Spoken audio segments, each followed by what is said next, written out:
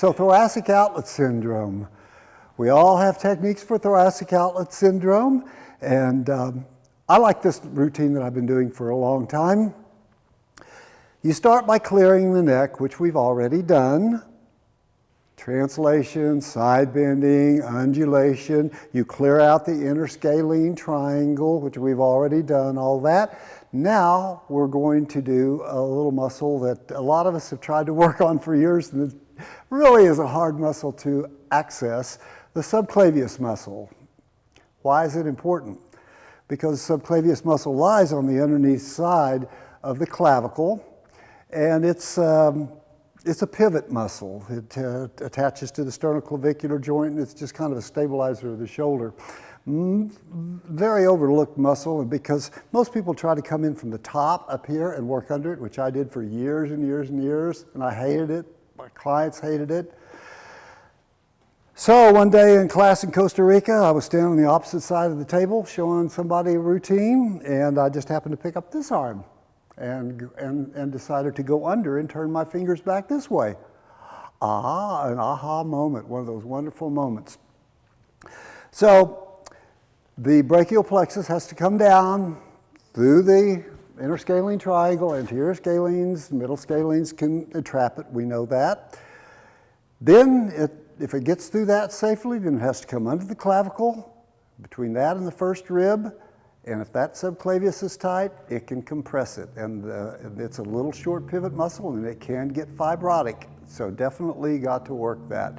Then we got to go down into the pecs, and we already know about pec work. And so here we go. We're going to start by first clearing out subclavius, then we'll go down to the pectoralis muscles. And also, the one thing that we have to always do is first rib. Talk about that in a minute. Here we go. I just stand here like this and pull this shoulder up. Get used to just pulling the shoulder up. And then I'm going to take my fingers and come in like I'm pushing it away, because I'm going to get under the clavicle. You see this here? Getting under the clavicle there. This is so much more comfortable. And now I'm going to scrub that subclavius by pulling on the arm, dropping my body weight back. I'm not muscling them, dropping my body weight back, and I push this away. Can you see that? How I'm pushing that away? Easy peasy, easy to do, powerful. You don't have to do it a lot. It's actually not uncomfortable at all. Create space. That's the whole goal of in all the thoracic work. Create space for that brachial plexus. That poor thing has to go through so many different tight places, and it starts to break down the axons, and pretty soon then you have symptoms down the brachial area, down the arm. So you want to get rid of that. Here we go. Just a few times. This is about all I would do it, unless I find something that's really fibrotic. All right, so the next one, actually I'm going to skip around. I'm going to do the first rib next, since I'm standing in this position. This is an unusual technique. One I like because it works best. There are other ways to do this, but this one works best. I'm going to take the arm out to the side like that. So now my body is between her arm and her body. Get my body weight way low, and then I'm going to have to come in like this and lift her up and come in like this. Let's do that again. Here I am, coming in, all rhythmically done. See how this is? Pick it up, slide under quickly, get down. Now, I'm on the first rib. See these fingers up there? That bony thing that you're feeling up there, first rib. Be real soft finger pads with this. All right, so now, this is the tricky part. It doesn't make sense, but it works. I'm going to take her head, and I'm going to side bend it to the side of the first rib, and at the same time, I'm going to give it tractioning force. So it's that motion there. Now I want you to push against me here. She's right side bending your head against my resistance. 2, 3, perfect. 4, 5, and relax. When she relaxes, I take a little bit more. So it's that motion there, just a simple little motion right here.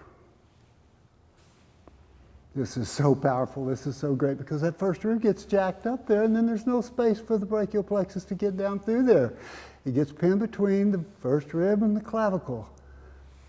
A lot of people have problems with the first rib, and hardly anybody ever addresses it. And really, when we talk about ribs and we talk about bones, we're not talking about, this isn't a joint deal, it's not a chiropractic thing. We're using bones as levers to release what? The scalenes. They come down there and attach to that first rib. So actually, it's a scalene stretch. I'm using bones as levers. That's what myoskeletal is about, using bones as levers to release muscles that are hard to access any other way.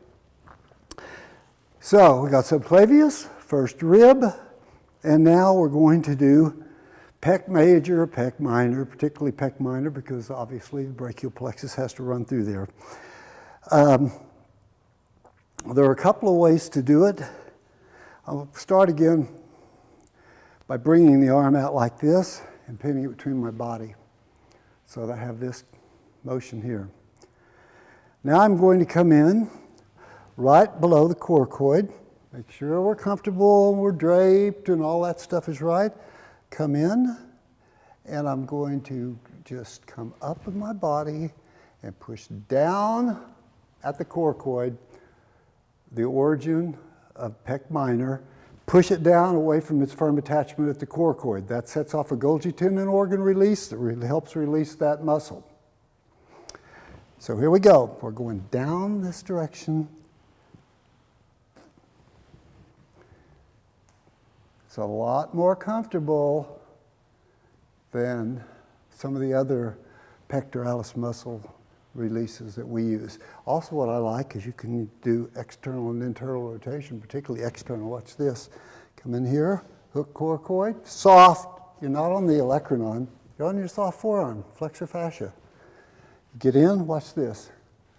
Now, externally rotate while I do it. Ooh, that's nice.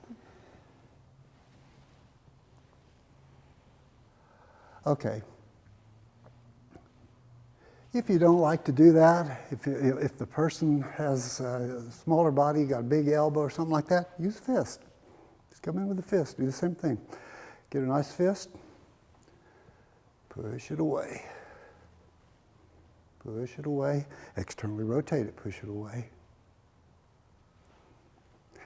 You're just thinking, pushing the pec minor away from its firm attachment at the coracoid process, right? Here's my favorite pec technique, though, and I'm going to do it here sitting on the edge of the table, and I'm coming in like this. What you do is you come in and you push this down where you're not on breast tissue, you've got them draped and everything. You're just coming in here on the flat part, and all I'm going to ask is for you to turn your whole arm in and out, and all I'm going to do is hold. I'm just going to hold and let that tissue unwind. I don't have to do any work at all here. She's doing everything. I'm not down on breast tissue. I'm not doing anything funky. All I'm doing is holding on that coracoid, right below the coracoid on pec minor, and she's doing all the work. And that's enough. Okay, so don't forget those techniques. So what do? We cleared the neck. Clear the interscalene triangle, subclavius, don't forget that technique, pulling up subclavius, right? First rib, those pec techniques.